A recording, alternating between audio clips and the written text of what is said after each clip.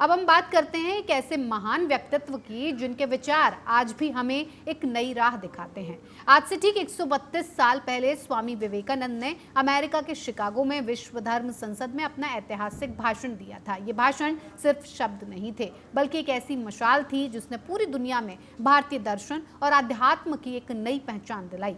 विवेकानंद का भाषण आज के समय में पहले से कहीं अधिक प्रासंगिक है। उन्होंने जो बातें 132 साल पहले से भी ज्यादा पहले कही थी, वो आज भी सच साबित हो रही हैं। रिपोर्ट देखिए।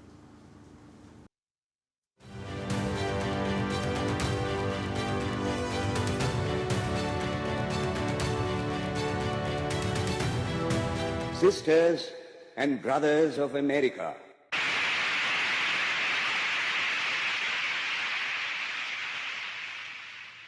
it fills my heart with joy unspeakable to rise in response to the warm and cordial welcome which you have given us.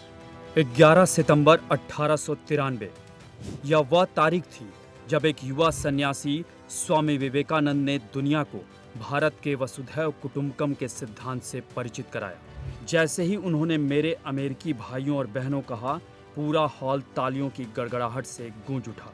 उन्होंने अपने भाषण में धार्मिक कट्टरता और असहिष्णुता की कड़ी निंदा की और सभी धर्मों में निहित समानता पर जोर दिया। उन्होंने कहा, सांप्रदायिकता, हठधर्मिता और इसके भयानक वंशज कट्टरता ने लंबे समय से पृथ्वी को जकड़ रखा है। उनका भाषण सिर्फ धर्म के बारे में नहीं था, बल्कि मानवता, सहिष्णुता और आपसी सम्मान का एक संदेश था। उन्होंने अपने दर्शन में विज्ञान और आध्यात्म को अलग नहीं माना, बल्कि उन्हें एक दूसरे का पूरक बताया। यह विचार आज के युवाओं के लिए बहुत महत्वपूर्ण है, जो अक्सर विज्ञान और आध्यात्म के बीच टकराव महसूस करते हैं। Sisters and brothers of America, I thank you in the name of the most ancient order of monks in the world. I thank you in the name of the mother of religions. And I thank you in the name of the millions and millions of Hindu people of all classes and sects. My thanks also to some of the speakers on this platform who, referring to the delegates from the Orient, have told you that these men from far-off nations may well claim the honor of bearing to different lands the idea of toleration. I am proud to belong to a religion which has taught the world both tolerance and universal acceptance. We believe not only in universal toleration, but we accept all religions as true. I am proud to belong to a nation which has sheltered the persecuted and the refugees of all religions and all nations of the earth. I am proud to tell you that we have gathered in our bosom the purest remnant of the Israelites who came to southern India and took refuge with us in the very year in which their holy temple was shattered to pieces by Roman tyranny. I am proud to belong to the religion which has sheltered and is still fostering the remnant of the grand Zoroastrian nation. From the high spiritual flights of the Vedanta philosophy, of which the latest discoveries of science seem like echoes, to the low ideas of idolatry with its multifarious mythology, the agnosticism of the Buddhists and the atheism of the Jains, each and all have a place in the Hindu's religion. Where then, the question arises, where is the common center to which all these widely diverging radii converge? Where is the common basis upon which all these seemingly hopeless contradictions rest? And this is the question I shall attempt to answer. The Hindus have received their religion through revelation, the Vedas. They hold that the Vedas are without beginning and without end. It may sound ludicrous to this audience how a book can be without beginning or end. But by the Vedas, no books are meant. They mean the accumulated treasury of spiritual laws discovered by different persons in different times.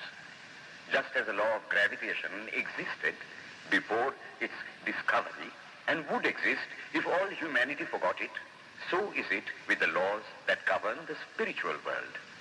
The moral, ethical, and spiritual relations between soul and between individual spirits and the father of all spirits were there before their discovery and would remain even if we forgot them.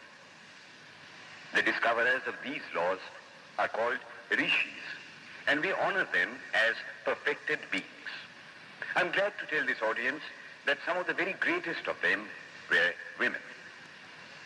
Here it may be said that these laws, as laws, may be without end, but they must have had a beginning.